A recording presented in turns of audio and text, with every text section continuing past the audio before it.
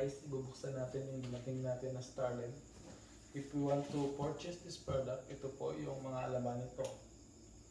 Joke lang. Wala nang kasama. Dapat may affiliate link ka, baby, dahil. Click this link para bumili ng Starlink ito. Now your chance guys to buy it because ngayong August nakasale sila na 30%. Ito yung hardware nila. It's instead of 29,990 magiging 19,990 na lang. So hurry up and take this promo. So ngayon bubuksan na natin. Oo, record. Paano pa video? Saan?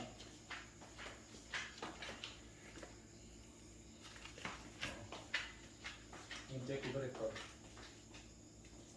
So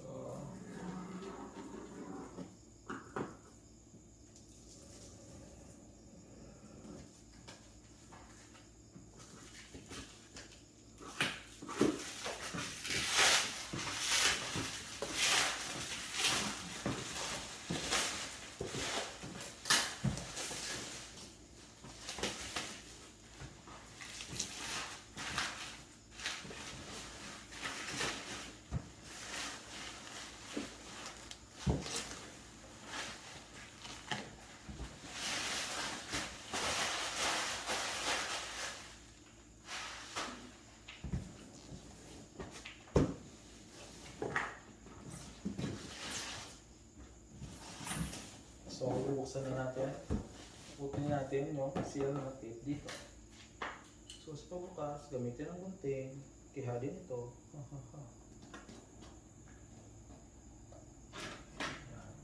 Other side. So, ito na guys. Makikita natin yung laman ng Starlink. Chon. Oh, so first sa pagbukas mo, ito yung brown na karton. Ito nga na Starlink yung brown na karton mo. And then, sa unang bukas, kita mo yung lagayan nito, yung mounting. Yan, dito mina-mount yung kanilang product.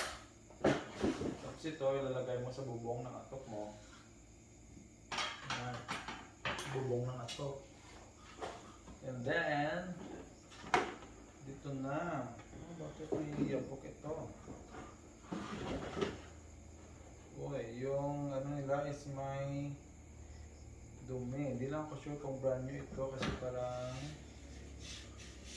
may mga dumi-dumi siya guys. Siguro sa ano lang, sa brown na papel. Then, ito yung kanyang antena. Yan. Napakalaking antena ng dish ng Starlink. Yan.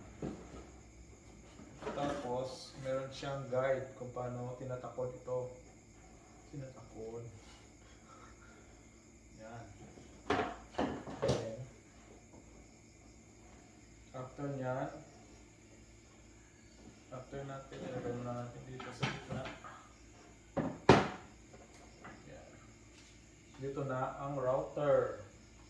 So, parang futuristic talaga yung itsura ng router niya guys. Tingnan mo, walang buttons. Paano natin ma-on ito? Walang buttons guys. Walang parang award. This award is given to. Congratulations. And nakalagay din dito yung mga socket niya. Yan. Adapter. Yan, dapat hindi ito masira kasi ang mahal-mahal nito sa website. Nasa $20 yung ganito lang. Yan. Then, yung cable na kasama ng ano niya is ito, ganito kahaba. So, Madam, can you please convert 75 feet into meters? Wait, sir.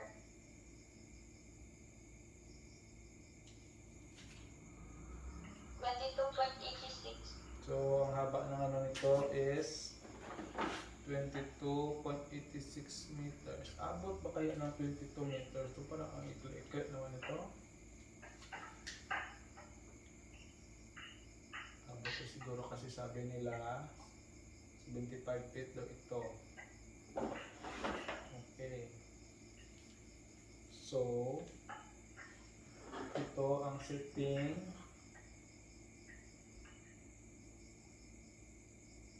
Kung paano ito tinatakod. Yan.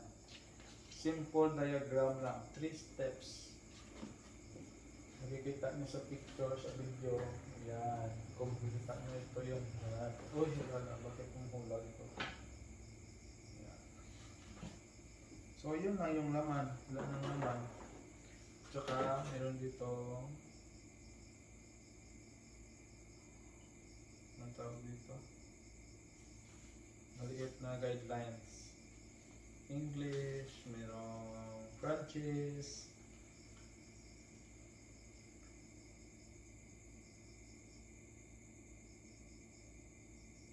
Okay, so